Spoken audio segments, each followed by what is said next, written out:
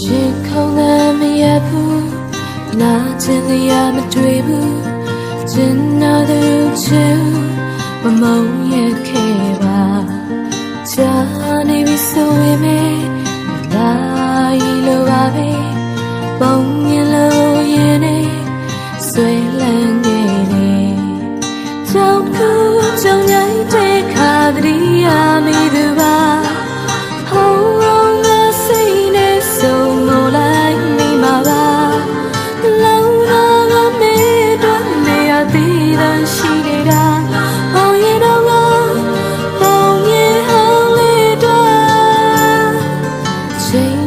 ဟာမ